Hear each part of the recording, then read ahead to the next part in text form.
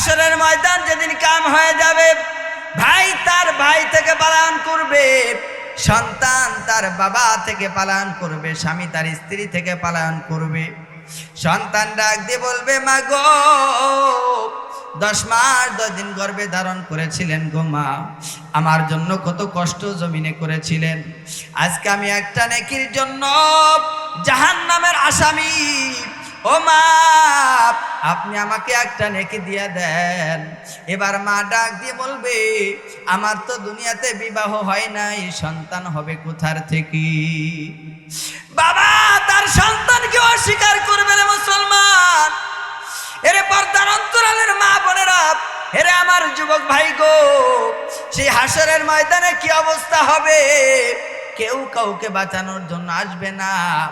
আজকে হালালকে আমরা হালাল বলি না, হারামকে হারাম বলি না, সুদ খাইতে ঘুষ খাইতে আমরা ভুল করি না। বলে, চাচা যান এত কষ্ট করে কেন সম্পদের পাহাড় করতেছেন? ডাক দিয়ে বলে, আমি দুনিয়ার থেকে চলে যাব, আমার সন্তানের ভবিষ্যৎ করতে চাই। ও বাবাজি, হারাম টাকা কামাই করে সন্তানের ভবিষ্যৎ করতেছ, কিয়ামতের ময়দানে সন্তান বাবার পাপের ভাগ নিবে না। কথা বলেন ঠিক কি না? লা তাজিরু ওয়াজিরাতু বিজরা উখরা, কেউ কারো পাপের বোঝা নিবে না।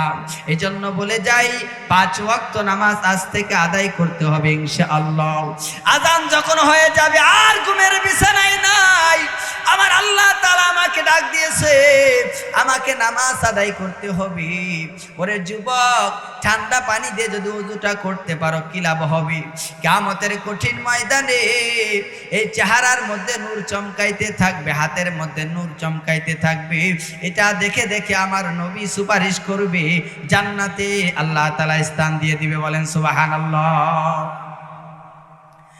আম্মা জান আয়েশা সিদ্দিকা রাদিয়াল্লাহু তাআলা আনহা ডাক দিয়ে বলেন, ইয়া রাসূলুল্লাহ, ইয়া হাবিবাল্লাহ, নবীজি আদম আলাইহিস সালাম থেকে নিয়া আপনি পর্যন্ত সমস্ত নবীরা তার উম্মতরা যেই মাঠে বসা থাকবে, ওই মাঠের মধ্যে আপনার উম্মত আপনি কিভাবে চিনে নেবেন?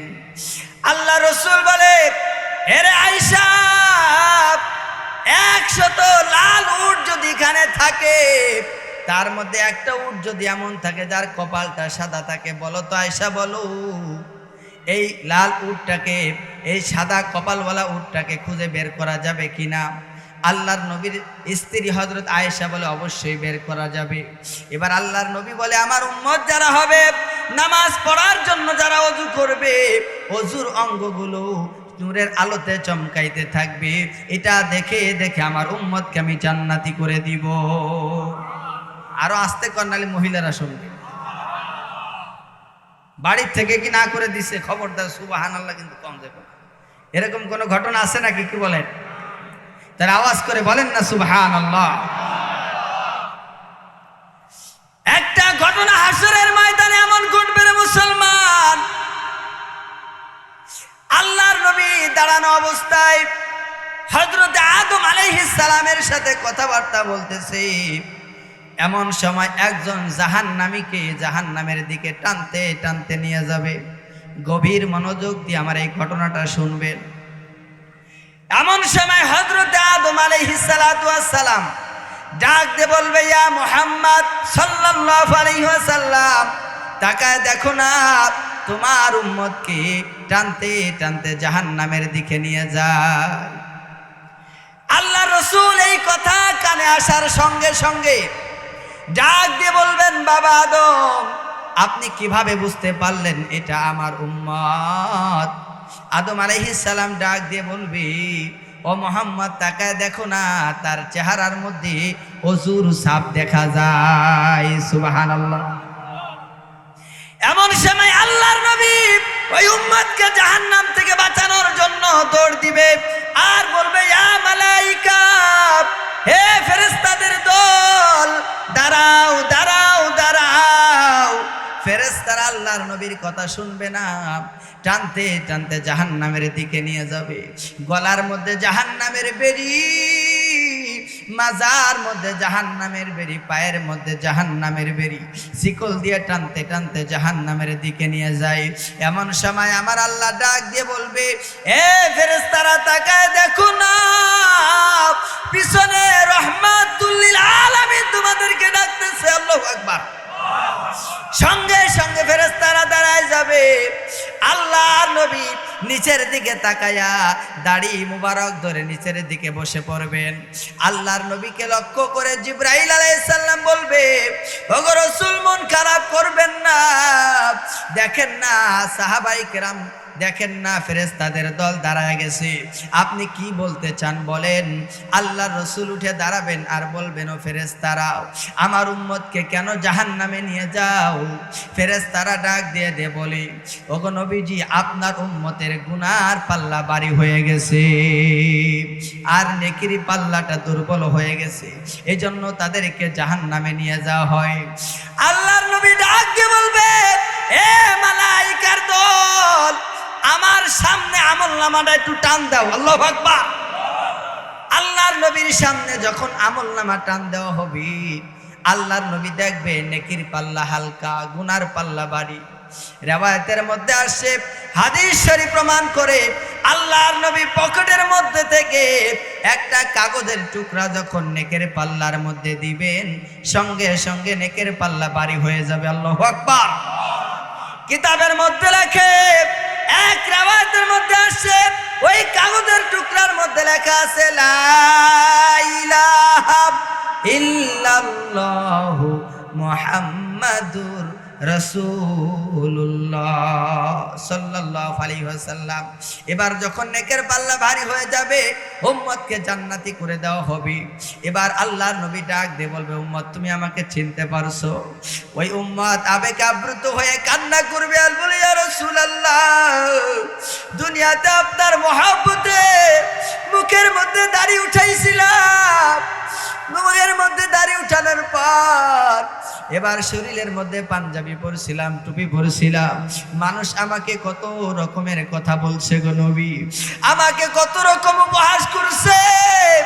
আপনার মহব্বতে মাথার টুপি ফালাই নাই, শরীর থেকে জুব্বা খুলি নাই, মুখের দাড়ি ফালাই নাই, নামাজ পড়ে পড়ে আপনার জন্য দুরূদ পড়ে পড়ে দোয়া করেছি। ইয়া রাসূলুল্লাহ, আপনাকে কেন চিনব না? আল্লাহর নবী বলে, যা উম্মত রে, এবার জাহান্নাম থেকে মুক্তি দেওয়া হলো, জান্নাতের দিকে রওনা হয়ে যাও। জোরে জোরে কোন সুবহানাল্লাহ। ও মুসলমান, যে ব্যক্তি ওযু করে না, নামাজ পড়ে না, তার চেহারার মধ্যে তো আলো থাকবে না। কথা কোন ঠিক কিনা? এই জন্য আপনাদেরকে অনুরোধ করে বলি, আজ থেকে 5 ওয়াক্ত নামাজ আদায় করতে হবে। আল্লাহর নবী সাল্লাল্লাহু আলাইহি ওয়াসাল্লাম দুনিয়ার থেকে চলে যাবেন। আল্লাহর নবী অসুস্থ অবস্থায় পড়ে আছে। বন্ধুগণ আমার, দিলটা নরম করে দিবেন। এবার আল্লাহর নবী দুনিয়ার থেকে চলে যাবেন, সাহাবায়ে কেরামের আল্লাহর রাসূলের পাশে বসে আছেন। 5 দিন পর্যন্ত আল্লাহর নবী কখনো সুস্থ কখনো অসুস্থ। সাহাবায়ে কেরামের আল্লাহর নবীর পাশ দিয়া যায় না, মসজিদে নববীর মধ্যে বসে থাকে, নামাজ পড়ি, আর কিছুক্ষণ পর পরে সে নবীর খবর নেয়। ওগো সাহাবায়ে কেরামেরা, আল্লাহর নবীর দরবার ছেড়ে যায় না। হঠাৎ করে জিবরাইল আলাইহিস সালাতু ওয়াস সালাম আল্লাহর নবীর দরবারে চলে আসছে। আসার পরে বলতেছে, ইয়া রাসূলুল্লাহ, ইয়া হাবিবাল্লাহ, আপনি কেমন আছেন? আল্লাহর নবী বলে, জিবরাইল, আমি ভালো নাই, আমার শরীরটা অসুস্থ, আজ কয়েকদিন ধরে আমার শরীরে জ্বর, আমার খুব কষ্ট হয়, আমার শরীরটা খুব অসুস্থ রে জিবরাইল। জিবরাইল আলাইহিস সালাতু ওয়াস সালাম হঠাৎ করে আরেকদিন এসে বলতেছে, ইয়া রাসূলুল্লাহ, আপনি কেমন আছেন? আল্লাহ তাআলা আপনাকে সালাম দিয়েছেন। জোরে বলুন সুবহানাল্লাহ। আল্লাহর নবী ডাক দিয়ে বলে, জিবরাইল, আমি ভালো নাই, আমার শরীরটা অসুস্থ। জিবরাইল ডাক দিয়ে বলে, নবীজি, আজকে আমি আসছি, সাথে একজন নতুন ফেরেশতা নিয়ে আসছি। আল্লাহর নবীকে লক্ষ্য করে বলতেছে, ইয়া রাসূলুল্লাহ, ইয়া হাবিবাল্লাহ, এটা দুনিয়ার কোনো সাধারণ ফেরেশতা না, আজকে যে ফেরেশতার সাথে করে নিয়ে আসলাম তিনি হচ্ছেন মালাকুল মাউত, তিনি আজরাইল আলাইহিস সালাতু ওয়াস সালাম। আজরাইল আলাইহিস সালাতু ওয়াস সালাম আল্লাহর নবীকে সালাম দিয়ে বলেন, ইয়া রাসূলুল্লাহ, ইয়া হাবিবাল্লাহ, আল্লাহ তাআলা জানতে চেয়েছেন আপনি কেমন আছেন, যদিও আল্লাহ তাআলা সব জানেন। আল্লাহর নবী সাল্লাল্লাহু আলাইহি ওয়াসাল্লাম ডাক দিয়ে বলে, আজরাইল, আমার শরীরটা ভালো না, আমার অনেক কষ্ট হইতেছে। এবার আজরাইল ডাক দিয়ে বলেন, ইয়া রাসূলুল্লাহ, ইয়া হাবিবাল্লাহ, আল্লাহ তাআলা আপনাকে নেওয়ার জন্য পাঠাইছেন। আল্লাহ তাআলা বলছে, আমার বন্ধুকে আমার দরবারে নিয়ে আসো। তবে যদি আমার বন্ধু দুনিয়াতে থাকতে চায়, তার জানটা কবজ করবে না, সে দুনিয়াতে থাকবে। তবে আমার বন্ধুকে বলবে, আপনার প্রিয় বন্ধু আল্লাহ আপনার অপেক্ষায় আছে। জোরে কোন সুবহানাল্লাহ। হযরতে ফাতেমা চিৎকার দিয়ে কান্না করে ডাক দিয়ে বলে, বাবা, না গো বাবা, আপনাকে যাইতে দিব না।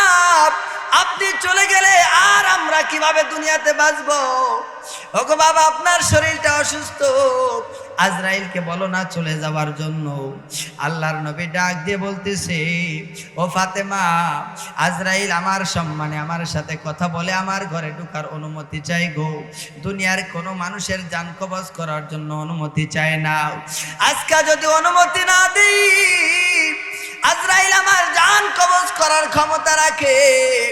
আল্লাহর নবী যখন অনুমতি দিলেন জান কবজ করা হবে, এমন সময় আল্লাহর নবী একটা কথা বলেছিলেন, আমি আপনাদেরকে লক্ষ্য করে সেই কথাটা পৌঁছে দিতে চাই। আল্লাহর নবী ইন্তেকালের পূর্ব মুহূর্তে উম্মতকে লক্ষ্য করে একটা কথা বলেছিলেন, আসসালাত আসসালাত ওয়া মা মালাকাত আইমানুকুম, নামাজ আমার উম্মতেরা নামাজ। এর উম্মত, আমি দুনিয়ার থেকে চলে যাই, 5 ওয়াক্ত নামাজ তোমরা ছেড়ে দিও না। খবরদার খবরদার, তোমরা নামাজ ছেড়ে দিও না। আজকে নবী দুনিয়াতে নাই, আমরা সবাই মুসলমান দাবি করি, উম্মত দাবি করি, আজান হয়ে যায়, মসজিদে মুসল্লি নাই। কথা কোন ঠিক কিনা? এটা বড় দুঃখের ব্যাপার, এটা বড় পরিতাপের ব্যাপার। আজকে সন্তান নামাজ পড়ে না, বিবি নামাজ পড়ে না, আত্মীয় স্বজনেরা নামাজ পড়ে না। মুসলমান ভাইয়েরা আমার, বন্ধুগণ, নামাজ যদি কোনো পরিবারের মধ্যে না থাকে, সেই পরিবারে কখনো শান্তি আসতে পারে? প্রশ্নই আসে না। আজকে শান্তি তালাশ করার জন্য আমরা বিভিন্ন ধরনের সুদী ব্যাংকের মধ্যে নিজেদের নাম লেখায়, সুদ আনে, কিস্তি তোলে, নানা ধরনের গুনার কাজ করতেছে। কিন্তু শান্তিতে কি আছে মুসলমান? শান্তি আছে নামাজের মধ্যে, শান্তি আছে আল্লাহর জিকিরের মধ্যে। কথা বলেন ঠিক কিনা? এই জন্য আমি আপনাদেরকে অনুরোধ করে বলবো, ইনশাআল্লাহ 5 ওয়াক্ত নামাজ আমরা জীবন চলে গেলেও ছাড়বো না। ইনশাআল্লাহ। রাজি আছে কিনা সবাই? ইনশাআল্লাহ। আল্লাহ সবাইকে কবুল করে, জোরে বলেন আমিন। ভাই, আপনারা কি কষ্ট পাচ্ছেন আমার আলোচনায়? এই যে মসজিদ, এত সুন্দর মসজিদ, রসুলের যুগে মসজিদ এত সুন্দর ছিল না। আল্লাহ রসুলের মসজিদ ছিল খাজুর পাতার ছাউনি, আর খেজুর গাছ দিয়া ছিল তার খুঁটি। 1 ঘন্টা বৃষ্টি হইলে 2 ঘন্টা তার মধ্যে পানি পড়তো। কথা বলেন ঠিক কিনা? কিন্তু সেই মসজিদের মুসল্লিগুলো ছিল বড় পাকা। সেই মুসল্লিরা তাদের চোখের পানিতে মসজিদের জমিনটা ভিজে যাইত। আর এত সুন্দর টাইলস করা, এত সুন্দর আরামদায়ক মসজিদ, ফ্যানের ব্যবস্থা, এসির ব্যবস্থা, কিন্তু মুসল্লিগুলো বড় কাঁচা। আজকে নামাজ তো পড়ে না, আর যারা নামাজ পড়ে তাদের মধ্যে নামাজের মধ্যে খুশি খুজু নাই, নামাজের কেরাত ঠিক নাই, নামাজের মধ্যে দৃঢ়তা নাই। এজন্য যত অশান্তি আমাদের মধ্যে আসছে, আল্লাহ তাআলা তার নবীকে বলতেছে, হে রাসূল, ওয়া আমুর আহলাকা বিস-সালাহ, আপনি আপনার পরিবারকে নামাজের আদেশ করেন।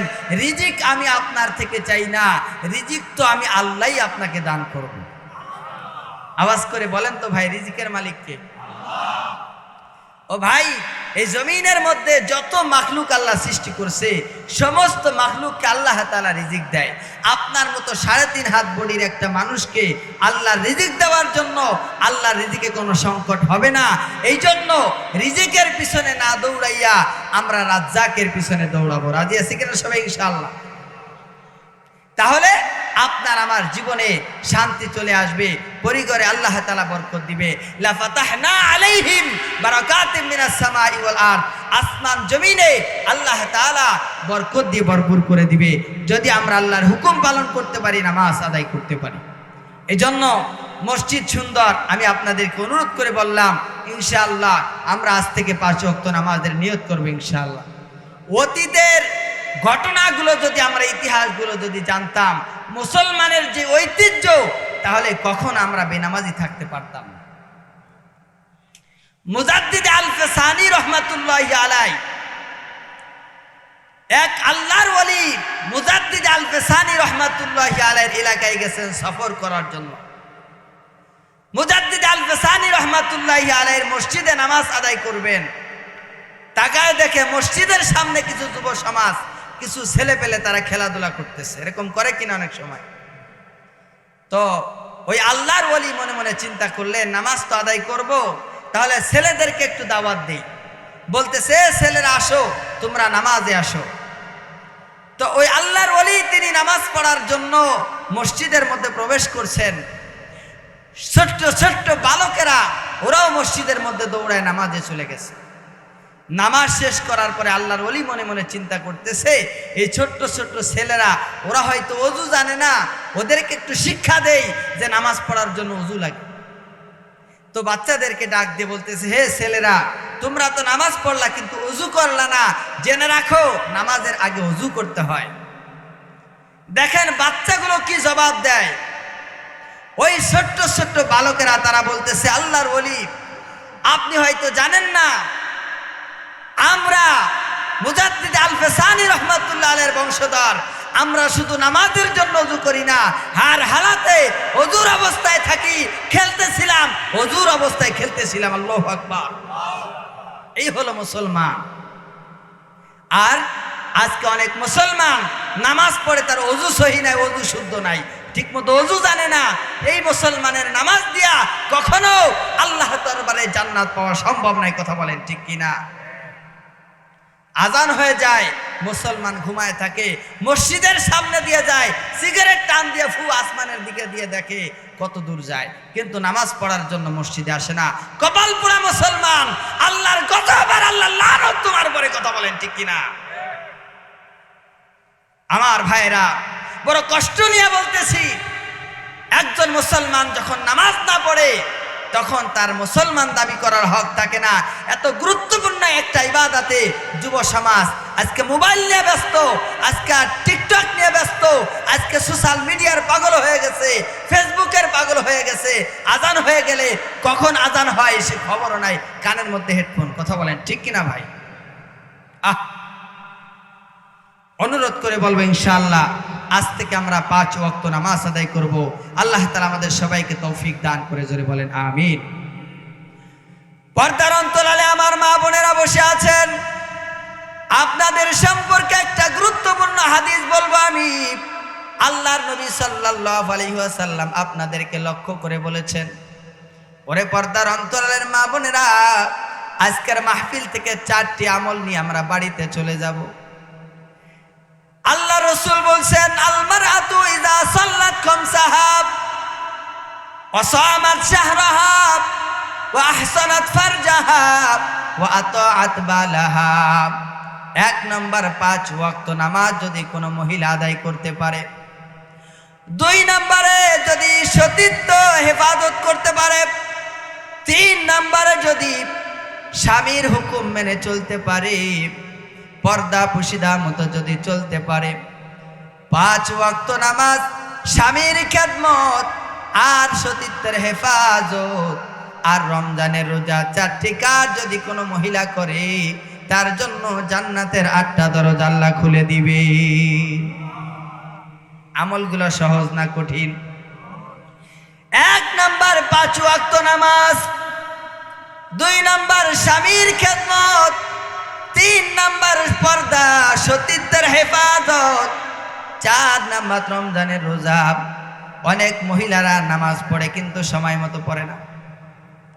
জোহরের সময় জোহরের নামাজ পড়ে না, ওটা আসরের সময় পড়ে। কতক্ষণ ঠিক কিনা? আসরেরটা মাগরিবে, মাগরিবেরটা না পড়ে। আপনারা অনেকে আসছেন, সংবাদ পেয়ে বড় খুশি হইলাম, আপনারা মাহফিল শুনতে আসছেন, আপনাদেরকে ধন্যবাদ। 5 ওয়াক্ত নামাজ আজ থেকে আমল করবেন ইনশাআল্লাহ। 2 নাম্বার স্বামীর খেদমত করতে হবে। এই পয়েন্টে বর্তমান মহিলারা খুবই দুর্বল। এবার পর্দার আড়াল থেকে বলবে, হুজুর আমাদের বিরুদ্ধে কেন? কথা বলেন ঠিক কিনা? এ পয়েন্টে আমি 2টা কথা বলবো। স্বামীদেরকে বলবো আপনারাও আপনাদের বিবিদের হকগুলো আদায় করার চেষ্টা করবেন। কথা বলেন ঠিক কি না? আপনি যদি আমার মাদের হক আদায় না করেন, আমার মা কিন্তু আপনার খেদমত করবে না। স্বামী আর স্ত্রী একজন আরেকজনের পরে হক আছে, একজন আরেকজনের পরে দায়িত্ব আছে। বড় কষ্ট করে সকালবেলা শীতের মধ্যে রান্না করছে, তরকারিতে লবণ কম। যখন সামনে খাবারটা দিছে, এবার খাবারের প্লেট সহ তার মুখের মধ্যে মেরে দিছে। কথা কোন ঠিক কি না? আছে না নাই? কত তরকারিতে লবণ বেশি হয়ে গেছে। নানা ধরনের নির্যাতন, নানা ধরনের নিপীড়ন। কয়েকদিন আগে মাহফিলে যাইতেছিলাম, এক মহিলাকে মারতে মারতে রাস্তার মধ্যে নিয়ে আসছে, তরকারিতে লবণ বেশি হয়ে গেছে। তোমার মতো আবু জাহেল মার্কা স্বামীর খেদমত কোন মহিলা করবে? কথা বলেন ঠিক কিনা? আল্লাহ রাসূল সাল্লাল্লাহু আলাইহি ওয়াসাল্লাম দাওয়াতি কাজ করে যখন বাড়িতে আসতেন, আম্মা জান আয়েশা সিদ্দিকা রাদিয়াল্লাহু তাআলা আনহা, অল্প বয়সের মহিলা, রুটি বানাবে, খামিরা তৈরি করতেছে। ছাগলে এসে খামিরা থেকে রুটি খেয়ে ফেলতেছে, খামিরা থেকে আটা খেয়ে ফেলতেছে। ওই আটা বানাইতে, রুটি বানাইতে বানাইতে ওখানেই ঘুমায় গেছে। আল্লাহ রাসূল সাল্লাল্লাহু আলাইহি ওয়াসাল্লাম কোলে করে আম্মাজানকে বিছানার মধ্যে শোয়াই দিয়া নিজে রুটি বানায়, নাস্তা তৈরি করে সুন্দর করে ডাক দিয়ে বলেন, রাস্তা রেডি, আসেন খানা খান। সুবহানাল্লাহ, কি মহব্বত ঘরের মধ্যে। আর আপনি যখন আপনার বিবির সাথে দুরাচার করেন, সেও আপনার খেদমত করতে রাজি হয় না। কথা বলেন ঠিক কিনা? এজন্য শালীন ভাষায় কথা বলবেন, তাদেরকে সম্মান করবেন।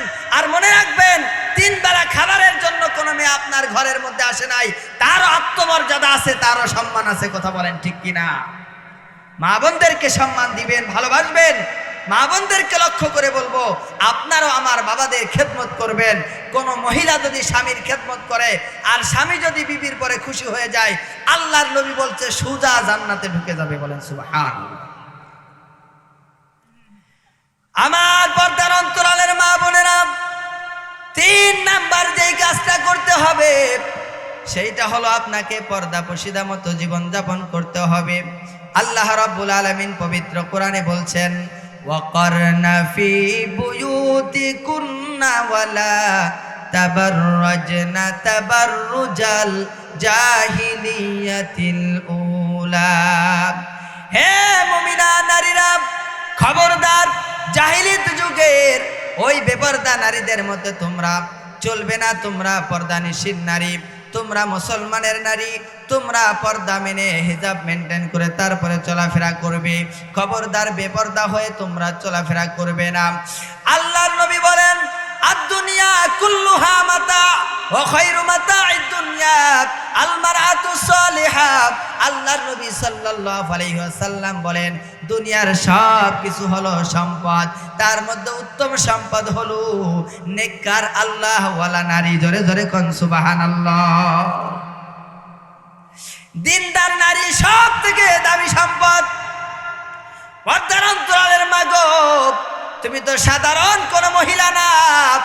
তোমার গর্ভ থেকে আব্দুল কাদের জিলানী রাহমাতুল্লাহ আলাইহি জন্মগ্রহণ করছে রে মা। তোমার গর্ভ থেকে 1 লক্ষ মতান্তরে 2,24,000 নবী রাসূল দুনিয়াতে আগমন করছে। তুমি তো হাফেজে কোরআনের মা, তুমি তো আলেমে দ্বীনের মা গো। ও মা, কেন বেপরদা হয়ে চলাফেরা করতে হবে? পর্দা হলো নারীর সম্মান, পর্দা হলো মুসলমান নারীর ইজ্জত। কথা বলেন ঠিক কিনা ভাই? একটা নারী যখন বেপরদা হয়ে রাস্তায় বের হয়ে যায়, তার আত্মসম্মান বোধ থাকে না, শয়তান তাকে দখল করে নেয়। ও মা গো, একটু হিজাব মেনটেন করে চলবেন, পর্দা পশিদা মতো চলবেন। মা গো, একটু হিজাব মেনে, পর্দা মেনে যদি চলতে পারে, আল্লাহর নবী ঘোষণা করছে, কিয়ামতের কঠিন ময়দানে যেই জান্নাতটা আপনার পছন্দ হয়, সেই জান্নাতে আপনি প্রবেশ করতে পারবেন। বলেন সুবহানাল্লাহ। ও মা গো, আজকে বড় দুঃখ ভরা হৃদয় নিয়ে বলতে চাই, আমরাও তো কোনো মায়ের সন্তান, মনটা কি চাই না একটা সন্তান কোরআনের হাফেজ হয়ে যাবে, পর্দা মেনে চলবেন আর নামাজ আদায় করবেন, হাত তুলে আল্লাহর কাছে দোয়া করবেন, আল্লাহ আমার সন্তানটাকে তুমি কোরআনের হাফেজ বানায় দাও, আমি একজন হাফিজে কোরআনের মা হয়ে দুনিয়া থেকে যাইতে চাই।